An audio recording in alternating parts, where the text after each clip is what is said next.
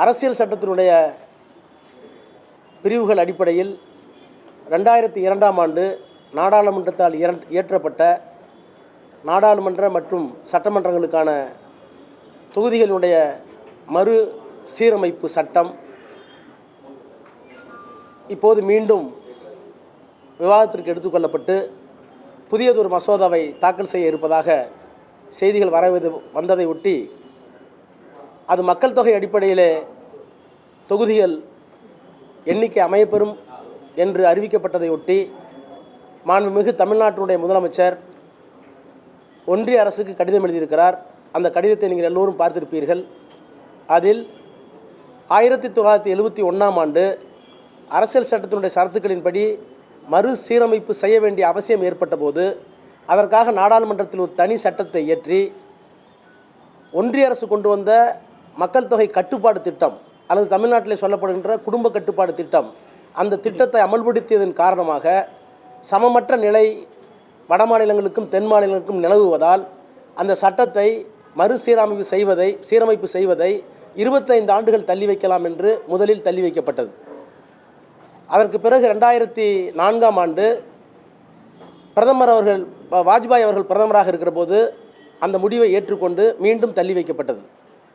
ஆக மறுசீரமைப்பு என்பது மக்கள் தொகை அடிப்படையில் மட்டுமே இருக்க இயலாது என்பதை நாடாளுமன்றம் சட்டம் ஏற்றுக்கொண்டதன் அடிப்படையிலே தான் தள்ளி வைத்திருக்கிறோம். சென்சஸ்ங்கிறதும் பாப்புலேஷனுங்கிறதும் cannot be exclusive reason for the மறுசீரமைப்பு என்பதை நாடாளுமன்றம் ஒப்புக்கொண்டிருப்பதாக தான் பொருள் கொள்ள வேண்டும். எனவே தான் இப்போது அப்படிப்பட்ட எந்த கடப்பாடுகளையும் நிபந்தனையும் இல்லாத நேரத்தில் மக்கள் தொகை அடிப்படையில் மட்டுமே தொகுதிகளை மறு வரையறை செய்தால் அது மக்கள் தொகை கட்டுப்பாட்டில் திட்டங்களை சீர்மையாக நிறைவேற்றியிருக்கின்ற தமிழ்நாடு உள்ளிட்ட தென் மாநிலங்கள் ஜனநாயக ரீதியாக தன்னுடைய பிரதிநிதித்துவத்தை நாடாளுமன்றத்திலும் சட்டமன்றத்திலும் இழக்கும் என்கின்ற ஒரு அபாயம் இருக்கிறது என்பதை உணர்ந்து மாண்புமிகு முதலமைச்சர் அவர்கள் அது கூடாது, 1971ஆம் ஆண்டு என்ன நிலைப்பாட்டை எடுத்தோமோ அதுதான் தொடர வேண்டும் என்று கடிதம் எழுதியிருக்கிறார்கள். அந்த கடிதத்திற்கு பதிலளிக்கின்ற விதமாக எண்ணிக்கொண்டு ஒன்றிய அரசினுடைய உள்துறை அமைச்சர் அவர்கள் இன்றைக்கு பேசுகிற போது விகிதாச்சார அடிப்படையில் தான் அது அமையும். அப்படி விகிதாச்சார அடிப்படையில் மறுசீரமைப்பு தொகுதிகள் அமைகிற போது தமிழ்நாட்டுக்கு ஒரு தொகுதி கூட குறையாது என்று அறிவித்திருக்கிறார் இந்தியில். அது ஆங்கிலத்திலே மொழிபெயர்க்கப்பட்டு அரசின் சார்பில் வெளியிடப்பட்டிருக்கின்ற அறிக்கையில் புரோரேட்டா என்று சொல்லப்பட்டிருக்கிறது. அந்த புரோரேட்டா விகிதாச்சார அடிப்படை என்பது இப்போது இருக்கிற தொகுதிகளின் அடிப்படையில் விகிதாச்சார அடிப்படையில் உயருமா அல்லது இப்போது இருக்கின்ற மக்கள் தொகை அடிப்படையில் உயருமா என்பதற்கு எந்த பதிலும் இல்லை. முழுக்க அது குழப்பமாக இருக்கிறது. இந்த குழப்பத்தை தீர்க்கின்ற விதத்தில் அண்ணாமலை திடீரென்று ஒளிவாங்கியை பற்றி கொண்டு நாடாளுமன்ற உறுப்பினர்கள் தொகுதிகளின் எண்ணிக்கையில் அடிப்படையும் என்று உறுதியாக அவர் தெரிவித்திருக்கிறார். அப்படி அவர் சொல்லவில்லை. உள்துறை அமைச்சர் அப்படி சொல்லவில்லை. அப்படி சொல்லியதாக இவராக ஒரு புது கருத்தை சொல்லுகிறார். அந்த கருத்து தவறு. ரொம்ப சாதாரணமாக சொல்லணும்னா ஏப்பா வாங்கினதுக்கு மேலே கூவுறம்பாங்க, அது மாதிரி வாங்கிறதுக்கு மேலே கூவுற வேலையெல்லாம் இங்கே பார்த்துக்கிட்டு இருக்காங்க. எனவே இது தமிழ்நாட்டு மக்களுக்கு உடன்பாடல்ல, தமிழக அரசும் ஏற்புடையதல்ல என்பதை மாண்புமிகு முதலமைச்சர் அவர்கள் தெல்ல தெளிவாக அனுப்பியிருக்கிறார்கள். அது குறித்து அனைத்து கட்சி கூட்டத்தையும் கூட்டியிருக்கிறார்கள். அதிலே நாங்கள் மிக தெளிவாக இருக்கிறோம். எங்களுடைய எண்ணிக்கை குறையக்கூடாது என்பது மட்டுமல்ல, நீங்கள் கொண்டு வருகிற எந்த திட்டத்திலும் எங்களுக்கு அதே எண்ணிக்கையை வைத்துக்கொண்டு வட மாநிலங்களுக்கு மக்கள் தொகை அடிப்படையில் அதிகமாக கொடுத்தாலும் எங்களுக்கு அநீதி தான். எனவே தான் சொல்கிறோம், புரோரேட்டா என்பது விகிதாச்சார அடிப்படை என்பது 71வது இருக்கின்ற 71இல் எடுக்கப்பட்ட சென்சஸ் அடிப்படையில் இப்போது இருக்கிற நாடாளுமன்ற உறுப்பினர்கள் எண்ணிக்கையில் அப்படியே உயர வேண்டும்.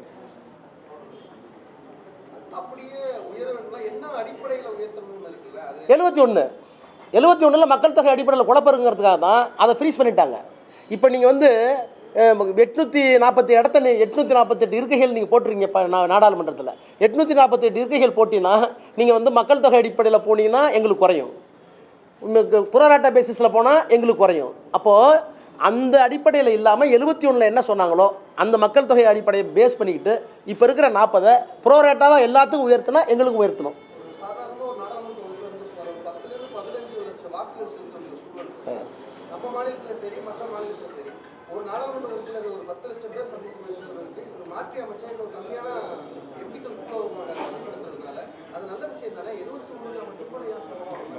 இல்லை நம்ம குறையுது இல்லை. நீங்கள் மக்கள் தொகையை கட்டுப்படுத்துறதுனால நீங்கள் ஒரு உதாரணம் சொல்கிறேன், 20 லட்சம்னு சொல்லி வச்சுங்க. 20 லட்சம் வந்து நம்ம தமிழ்நாட்டுக்கு வந்து 33 சீட் ஆகிடலாம். அவங்களுக்கு வந்து அதிகமாக இப்போ எத்தனை சீட் குறையும் முதலமைச்சரோட லெட்டர்லேயே இருக்குது. நமக்கு 8 சீட் குறையுது.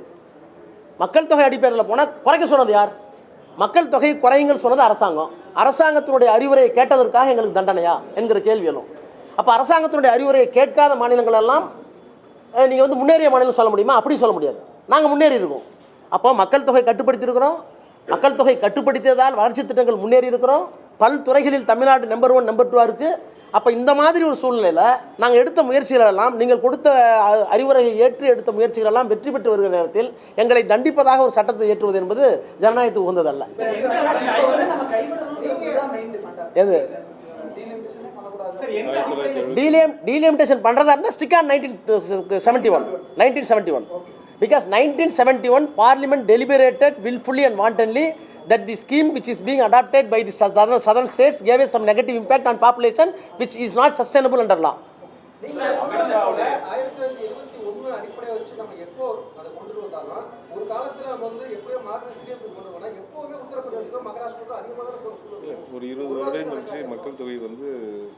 நான் என்ன சொல்கிறேன், ஒவ்வொரு மாநிலத்திலையும் சமமாக இருக்காதுல்ல. அந்த மாநிலத்தினுடைய மக்கள் தொகை எவ்வளவோ அதுக்கு தகுந்த நாடாளுமன்ற உறுப்பினர் தான் 71 பண்ணியிருக்கோம். அதே மாதிரி நம்மளுடைய மக்கள் தொகை எவ்வளவோ அதுதான் பண்ணியிருக்கோம். இப்போ நீங்கள் உதாரணமாக இதனுடைய இதுக்கு மேலே நீங்கள் போனீங்கன்னா நீங்கள் வந்து நம்மளுடைய தமிழ்நாடு எண்ணிக்கை வந்து நாங்கள் பாப்புலேஷன் குறைஞ்சிருச்சுன்னு வச்சுங்க. நாளைக்கு வந்து ஒரு நீட் பர்த் சம்மந்தமான ஒரு வாக்கெடுப்பு நடக்குது, அல்லது இந்திய எதிர்ப்பு சம்மந்தமான ஒரு வாக்கெடுப்பு நடக்குது, அல்லது தமிழ் கலாச்சாரம் அல்லது ஜல்லிக்கட்டு மாதிரி ஒரு பிரச்சனைக்கு வாக்கெடுப்பு நடக்குது. அப்போ வாக்கெடுப்பில் என்ன பண்ணுவாங்க, வட மாநிலங்கள் ஓட்டு போட்டாங்கன்னா நம்மளுடைய குரல் நெரிக்கப்படும். அப்போ வந்து the question will arise whether Tamil Nadu is part and part of India or not.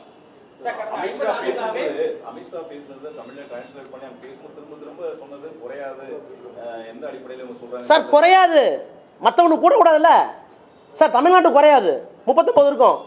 Uttar Pradesh 80 120 தானே, உங்களுக்கு பாதிப்பு தானே.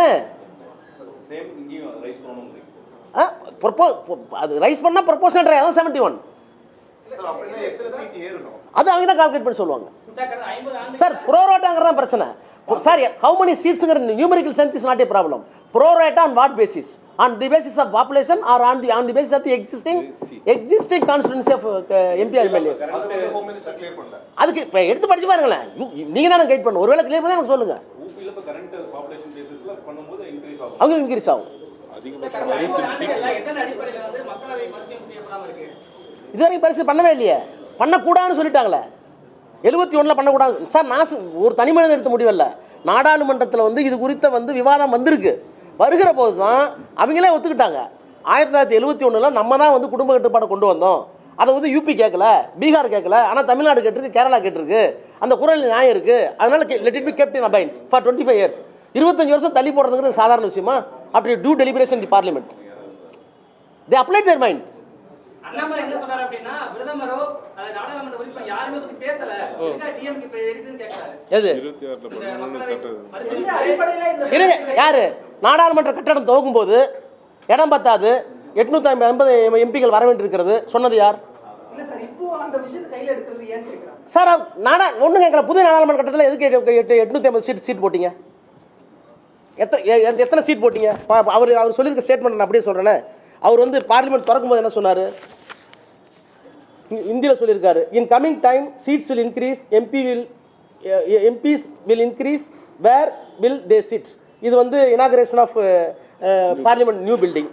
அப்புறம் வந்து 2023 செப்டம்பர் சொன்னார், the task of census and delimitation would begin right after next years general election. 23 சொல்கிறாரு, அமித்ஷா சொல்கிறாரு.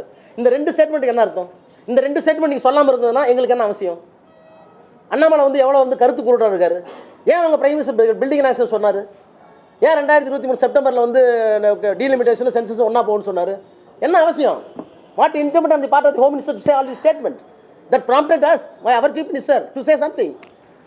ஏடிஎம்கே என்ன சொல்றாங்க அப்படின்னா, கோவை சத்தியன் என்ன சொல்றாங்க அப்படின்னா, தமிழ்நாடு நடக்கக்கூடிய போராட்டத்தை மடைமாற்றத்துக்காக தான் டிஎம்கே வேணாம் சார், பாவம் சார். எஸ் சார், வேற பேசுங்க. They are not up to the mark. They are not up to the mark. Anti national tendency எப்பவுமே வந்து தமிழகத்துல இருக்கு. யாரு ஆன்டி தமிழின் டெண்டன்சி எப்பவுமே பிஜேபிக்கு இருக்கு சார். ஒரே மொழி, ஒரே பண்பாடு, ஒரே கலாச்சாரம், ஒரே தேர்தல், ஒரே இந்தியா அப்படிங்கிறது டெஃபினெட்லி ஆன்டி தமிழியன் தான், ஆன்டி ரீஜனலிஸ்ட் தான். மாநிலங்களுக்கு எதிரான பண்பு தான் அது. மாநிலங்களுக்கு எதிரான பண்பை நீங்கள் வச்சுக்கிட்டு நாங்கள் தனியாக இருக்கோம், நாங்கள் தனியாக என்ன அர்த்தம்? அவர் தானே சொல்லணும். Let him del. சார் நாளைக்கு வந்து நான் வந்து ப்ரோரேட்டா என்பது not on the basis of the population, on the basis of the existing numerical strength of the parliamentary constituency சொன்னால் we will withdraw the all party meeting. What is a necessity for us? நாங்க இன்னும் deliberation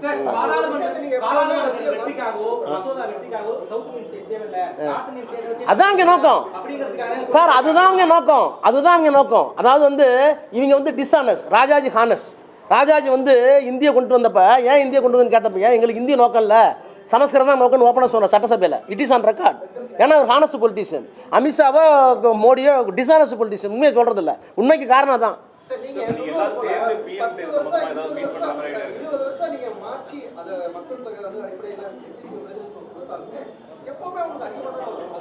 அது வரக்கூடாதுங்கிறதான பிரச்சனை. 71 அதுதான் sorry தனி மனிதருக்கு சொல்லியிருக்கு அரசியல் சட்டம். ஈக்குவாலிட்டி பிஃபோர் லா, அது மட்டும் முக்கியம் இல்லை, equal protection before law.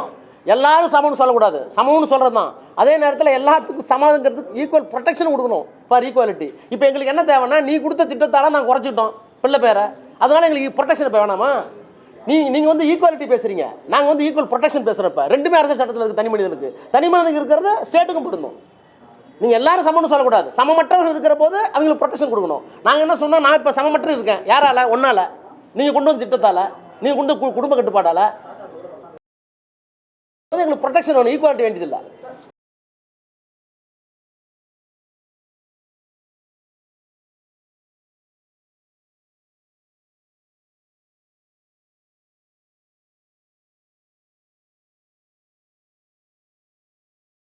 exist